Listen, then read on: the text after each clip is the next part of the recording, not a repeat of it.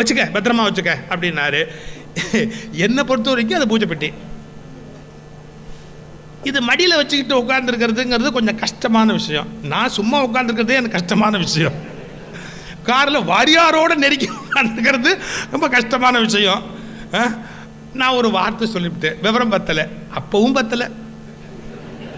ஒரு வார்த்தை சொல்லிட்டேன் வாரியார்ட்ட, பூஜை பெட்டி வேணா டிக்கியில் வச்சு விடலாமா, பூஜை பெட்டி வேணா டிக்கியில் வச்சுடலாமா. திரும்பியான ஒரு அறிவு இருக்கா உனக்கு சார்? அவர் சொன்ன வார்த்தைக்கு நான் சொன்ன வார்த்தைக்கு வித்தியாசம் சொல்ல பாருங்க. பூஜை பெட்டி வேணா டிக்கியில் வச்சுடலாமா, அவர் சொன்னது தெரியுமா, முருகனை டிக்கியில் வைப்பாங்களான்னு. நான் அதை பூஜை பெட்டின்னு முருகன்னார் அவர். அதான் டிஃபரன்ஸ். நான் அதை பூஜை பெட்டி என்ற ஒரு ஜடப்பொருளாக பார்த்தேன். அவர் முருகன் என்கிற உயிராய், ஆத்மாவாய், உணர்வாய், கடவுளாய் பார்த்தார். அவருடைய வாழ்க்கையினுடைய மிகப்பெரிய வெற்றிக்கு காரணம் அதுதான். விடாமல் எதை விட்டாலும் விடுவார், பூஜை விட மாட்டார். எந்நேரமும் அந்த பூஜையை ஒவ்வொரு நாளும் காலையில் அந்த பூஜை. சார் எங்கேயோ தொலைவில் போவார், பட்னி கிடப்பார், நேரமாகும், ஆனால் குளிச்சு பூஜை பண்ணாமல் சாப்பிட மாட்டார்.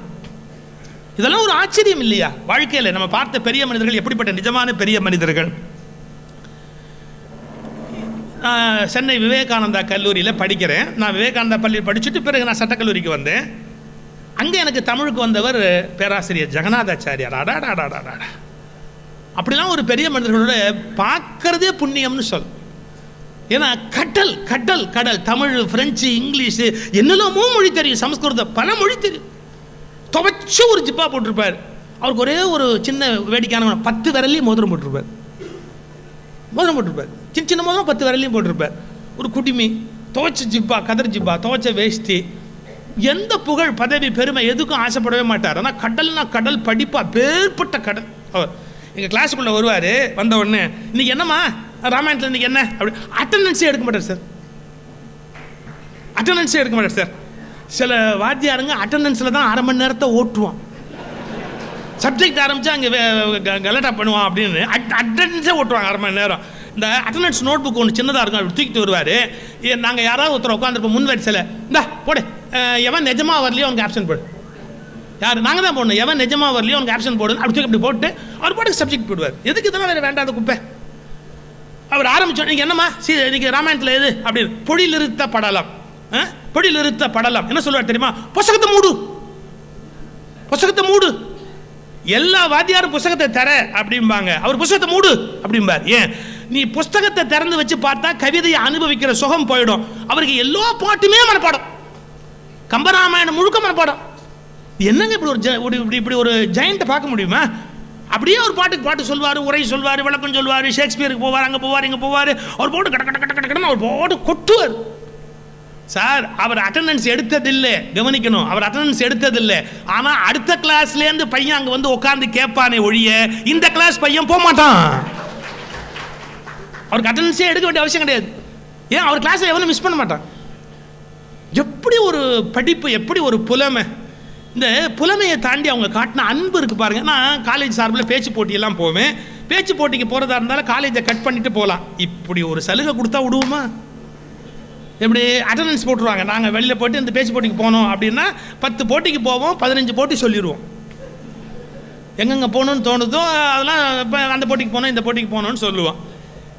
என்ன போச்சு, எங்களுக்கு எக்கனாமிக்ஸ் பிஏ.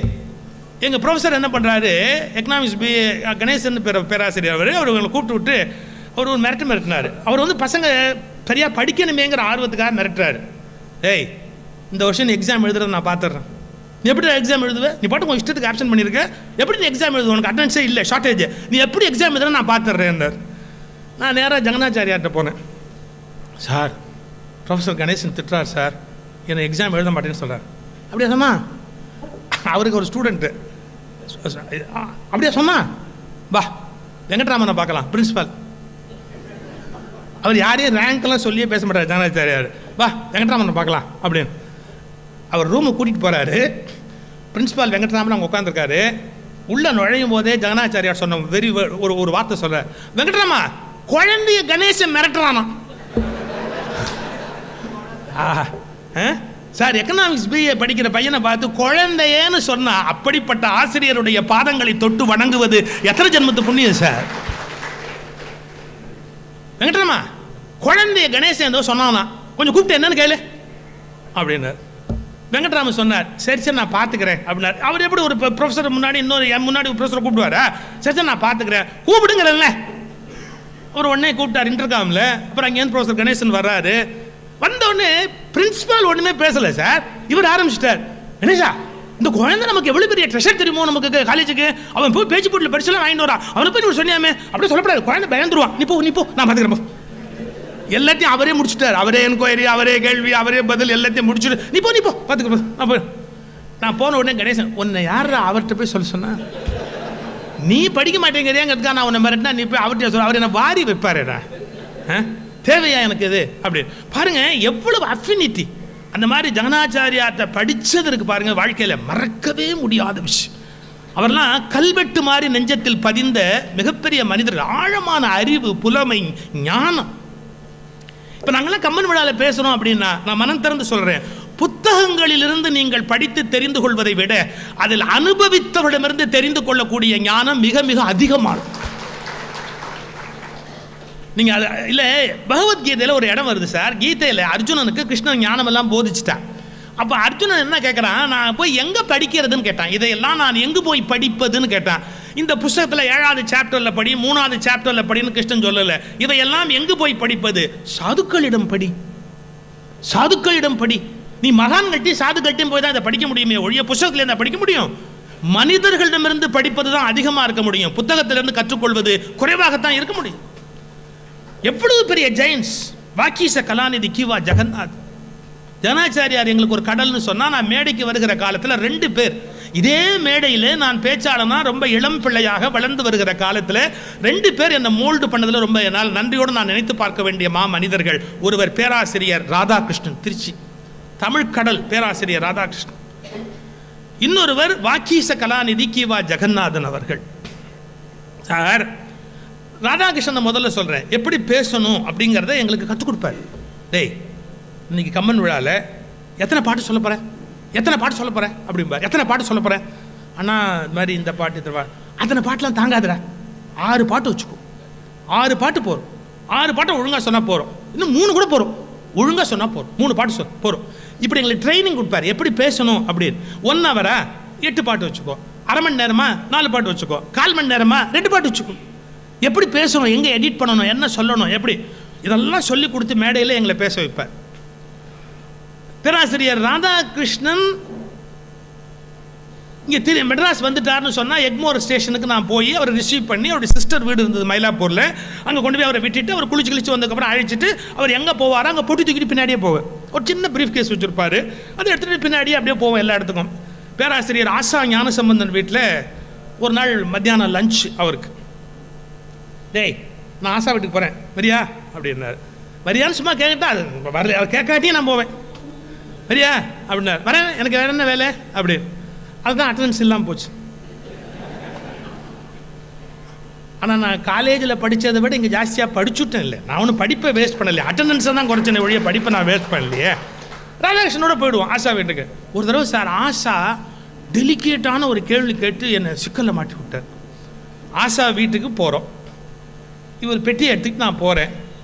மேலே போனோன்னா அவர் வா குடிமின்னு தான் கூப்பிடுவார் ராதாகிருஷ்ணன். குடிமி வா எப்போ வந்த அப்படின்ட்டு வா. சரி, என்னை பார்த்தார். சார், எங்கிட்ட கேட்கக்கூடாத கேள்வி கேட்டார் ஆஷா. ஏண்டா இந்த குடிமி வந்தால் மட்டும் பொட்டியை தூக்கிட்டு பின்னாடியே போறிய, எனக்கு அப்படி ஒரு நாளாவது நீ வேலை பார்த்துருக்கியா? எனக்கு என்னைக்காவது நீ பண்ணிவிட பண்ணிருக்கியா? ஒரு நாளாவது என் பொட்டி தூக்கிட்டு வந்திருக்கிறியா நீ? இன்னைக்கு இந்த குடிமி வந்தவன மட்டும் இவனுக்கு மட்டும் பொட்டி தூக்கிட்டு வரியா? என்ன இதுக்கு நான் பதில் சொல்ல முடியுமா சார்? என்ன சொன்னாலும் தப்பா படும். இந்த கேள்விக்கு என்னால் பதிலே சொல்ல முடியாது. கரெக்டாக சொல்லட்டுமா? வாலிவதத்தில் வாலி கேள்வி கேட்ட போது ராமன் எப்படி பதில் சொல்ல முடியாமல் லக்ஷ்மணன் சொல்லி காப்பாற்றினானோ, அப்போது ராதாகிருஷ்ணன் இதற்கு பதில் சொல்லி என்னை காப்பாற்றினார். என்ன சொன்னார் தெரியுமா? இந்த குடிமி கூட படிச்சுக்கிட்டு வரியா, எனக்கு நீங்கள் படிச்சுட்டு வந்திருக்கியா? அப்போ ஆஷா சொன்னார். ஆஷா அப்படி சொன்ன உடனே ராதாகிருஷ்ணன் சொன்னார், அனாவசியமாக எங்கள் ஃப்ரெண்ட்ஷிப்பை கெடுத்துறாரு, அனாவசியமாக எங்கள் ஃப்ரெண்ட்ஷிப்பை கெடுத்துறாரு. அவன் திருச்சிக்கு வந்தால் அவன் போட்டு நான் தூக்குவேன் தெரியுமா சார்? அது உண்மையும் கூட. திருச்சியில் அவர் வந்து இதில் இருந்தார், பொன்மலை காலனி, ரயில்வே காலனியில் அவருக்கு வீடு அந்த பக்கத்தில். நான் எக்மோரில் இது ராக்ஃபோர்ட்டில் போய் இறங்குறேன்னு சொன்னால் அவர் ஒரு சைக்கிள் வச்சுருப்பார். சைக்கிளோட ரயில்வே பிளாட்ஃபாரத்தில் எனக்காக நிற்பார் ராதாகிருஷ்ணன். என் பொட்டியை வாங்கி சைக்கிள் கேரியரில் வச்சுக்கிட்டு வாடா நடந்து போகலான்னு சொல்லி அப்படியே நடந்து நேராக அவர் வீட்டுக்கு போவோம், காஃபி சாப்பிடுவோம், அங்கே குளிப்போம். அது ஒரு வாழ்க்கை முறை. நிஜமாகவே எனக்கு வந்து திருச்சி ரயில்வே ஸ்டேஷனில் நின்று என் பொட்டியை வாங்கி அவர் ரயில்வே சைக்கிள் கேரியரில் வச்சு அந்த பொட்டியை எடுத்துகிட்டு வருவார். அவர் சொல்கிறாரு, பார் அனாவசியமாக எங்கள் ஃப்ரெண்ட்ஷிப்பை கெடுத்துறாது. அவன் திருச்சிக்கு வந்து அவன் போட்டியை நான் தூக்குவேன், என்னைக்காவது நீ அவன் போட்டி தூக்கிறீங்க? நாங்கள் 2 பேரும் ஃப்ரெண்ட்ஸ், நாங்கள் 2 பேரும் ஃப்ரெண்ட்ஸ்னு ராதாகிருஷ்ணன் சொன்னபோது குகனை பார்த்து ராமன் தோழமை என்றவர் சொல்லிய ஒரு சொல் அன்று. ராதாகிருஷ்ணனுடைய ஸ்டேச்சர் என்ன, எவ்வளோ பெரிய பேச்சாளர். நான் அப்போ ஏபிசிடி பேசிக்கிட்டு இருக்கிற பேச்சாளர், என்னை பார்த்து நாங்கள் 2 பேரும் ஃப்ரெண்ட்ஸ், எவ்வளோ பெரிய வார்த்தை. தோழமை என்றவர் சொல்லிய சொல் ஒரு சொல் அன்று. அப்படியே ஆசா சைலண்ட் ஆயிட்டார். ஓ இவ்வளோ பெரிய ஆளும் உன் ஃப்ரெண்டா? அப்படி டக்குன்னு ஆஃப் ஆகிட்டார். ஆசா ரொம்ப உரிமையுடையவர், அது வேற. ஆனாலும் இந்த டெலிகேட்டான கேள்வியை கேட்டபோது பேராசிரியர் ராதாகிருஷ்ணன் என்னை காப்பாற்றினார். நான் ராதாகிருஷ்ணனை ஏன் மறக்க முடியல அப்படின்னா, அழகான பேச்சாளர், அருமையான சிந்தனையாளர், பழகுவதற்கினிய பண்பாளர். எல்லாத்தை விட என் கல்யாணத்தை அவர் தான் முடிவு பண்ணார். அவரை மறக்க முடியுமா வாழ்க்கையில்? அவரை மறக்க முடியுமா? எல்லாருக்கும் நல்லது பண்ணார், எனக்கு ரொம்ப நல்லது பண்ணார். சார் பொண்ணு பார்க்கறதுக்கு போகும்போது எங்கள் அப்பா அவருக்கு லெட்டர் எழுதுறாரு, இந்த மாதிரி இவனுக்கு ஒரு அலையன்ஸ் திருச்சியில் வந்திருக்கு. அது மறக்க முடியாத விஷயம். இவனுக்கு ஒரு திருச்சியில் அலையன்ஸ் வந்திருக்கு, நாங்கள் வந்து பார்க்கறதுக்கு முன்னாடி அந்த வீட்டுக்கு வேணால் நீங்கள் போய் பாருங்கள், அந்த பொண்ணு நமக்கு சரியாக இருக்குமான்னு நீங்கள் போய் பார்த்துட்டு வாங்க. போகும்போதே நிச்சயம் பண்ணுற மாதிரி எல்லாம் வாங்கிட்டு போயிட்டார், பூவே நல்லாமா வாங்கிட்டு போயிட்டார். போயிட்டு வந்து அவர் சொன்னதுதான் என்னால் மறக்கவே முடியாது. என்ன வந்துட்டு ஃபோன் பண்ணுறார், போய் பார்த்துட்டு வந்துட்டேன், அந்த வீட்டில் பொண்ணு எடுக்கலாம், ஒன்றும் தப்பு இல்லை. அவள் பாட்டியை பார்த்தா குத்து விளக்கு மாதிரி இருக்குன்றார்.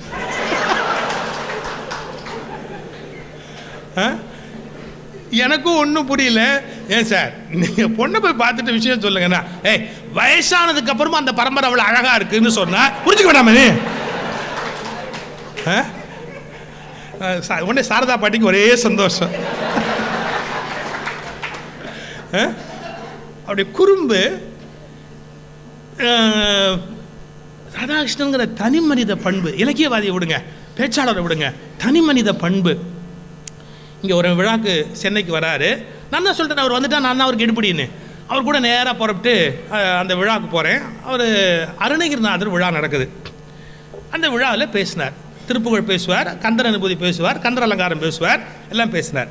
இப்படி ஒன்றா ஒரு வருஷம் ஒன்று பேசுகிறார். பேசி முடிச்சுட்டு, சார் என்ன இருந்தாலும் நாம் ஒரு பேச்சாளராக இருக்கும்போது மனசில் ஆரம்ப காலத்தில் கண்டிப்பாக ஒரு ஆசை இருக்கும். என்ன, நாமளும் இந்த விழாவில் பேசுகிறதுக்கு ஒரு வாய்ப்பு வராதா, என்றைக்காவது இந்த மேடையில் நாமளும் பேசிட மாட்டோமா அப்படின்னு. இது தவிர்க்க முடியாதது. பேச்சினுடைய வாழ்க்கையை தொடங்குறவங்களால இதை தவிர்க்க முடியாது. எனக்கு அந்த எண்ணம் உண்டு, ஆனால் நான் வெளிக்காட்டுறதில்லை, வாய்ப்பு கேட்க மாட்டேன், வாய்ப்பு கொடுங்கன்னு கேட்க மாட்டேன், எதுவுமே சொல்லவும் மாட்டேன். ஆனால் இருக்குது மனசில் ஆசை, நான் அதை மறைக்க விரும்பலை.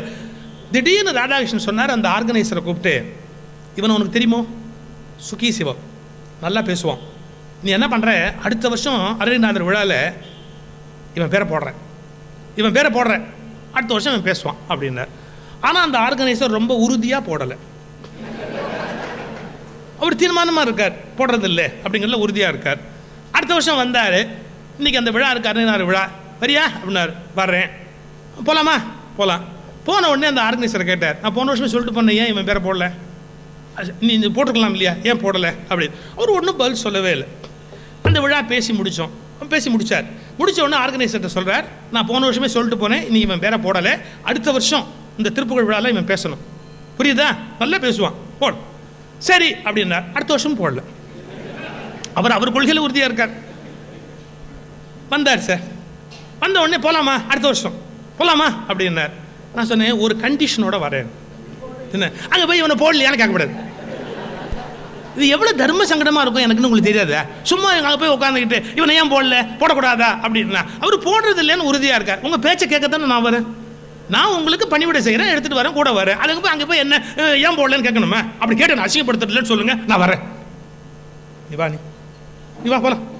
போனேன் சார். மேடைக்கு போனார், உட்காந்தார். ஒரு மாதிரி முனம்பார். அந்த இதெல்லாம் சொல்கிறேன், எல்லாம் சொல்லி முடிச்சுட்டு, முருகா எல்லாம் சொல்லி முடிச்சுட்டு, இப்போது கந்தர் அனுபூதி என்ற தலைப்பில் சுகி சிவம் உரையாற்றுவார். இறங்கி போயிட்டார். கந்தர் அனுபூதி என்ற தலைப்பில் சுகி சிவம் உரையாற்றுவார். சொல்லிட்டு இறங்கி போயிட்டார். தனக்கு வாய்த்த மேடையை இன்னொருவருக்கு கொடுத்து அவர்கள் வளர்வதை கண்ணால் பார்த்த பெரிய மனிதன் பேராசிரியர். ஒரு பாட்டு வெளியிட்டார். நான் கந்தர் அனுபூதி பேசுவேங்கிறது அவருக்கு தெரியும். பயணியில் ஒரு தடவை நான் பேசும்போது ஜன்னல் ஓரமாக உட்காந்து கேட்டிருக்கிறார். அவருக்கு ரொம்ப மகிழ்ச்சி. ஆனால் அந்த வாய்ப்பை இப்படி கொடுக்கக்கூடிய ஒரு கொடை உணர்வு இருக்கு பாருங்க, நினைச்சே பார்க்க முடியாது. நான் ராதாகிருஷ்ணன் அவர்களை பற்றி சொன்னாலே மணிக்கணக்காக நிறைய சொல்லணும். அப்படி என் வாழ்வில் மிகப்பெரிய பாதிப்பை ஏற்படுத்தியவர் பேராசிரியர் ராதாகிருஷ்ணன். அடுத்து கிவாஜா. ஏன்னா ராதாகிருஷ்ணன் கிவாஜாவிட்ட மாணவர்னு சொல்லணும். மனதளவில் கிவாஜாவை ஆசிரியர்னு சொல்வார் அவர். கிவாஜாவோடு அறிமுகம். என்னுடைய தந்தையாரும் ஒரு எழுத்தாளர் என்பதால் எனக்கு நிறைய எழுத்தாளர்களோட ஆரம்பத்திலே ஒரு அறிமுகம் உண்டு. அது ஒரு பெரிய கொடை எனக்கு. கிவாஜாவுக்கு தெரியும் இது சுகியோட சுகி சமூகத்தோட பையன் அப்படிங்கிறது தெரியும். ஒரு 2-3 இடங்களில் மேடையில் என்னை அறிமுகப்படுத்துகிறார் கிவா ஜெகநாதன். அவருடைய இலக்கிய விழாக்கள் அங்கே எங்கெல்லாம் அறிமுகப்படுத்துகிறார். திடீர்னு எனக்கு ஒரு போஸ்ட் கார்டு எழுதுவார். எனக்கு தெரிஞ்சு ஒரு போஸ்ட் கார்டு அவ்வளவு அழகாக எழுதியதை நான் பார்த்ததே கிடையாது. அவ்வளோ அழகாக எழுதுவார். கையெழுத்து முத்து முத்தாக இருக்கும்.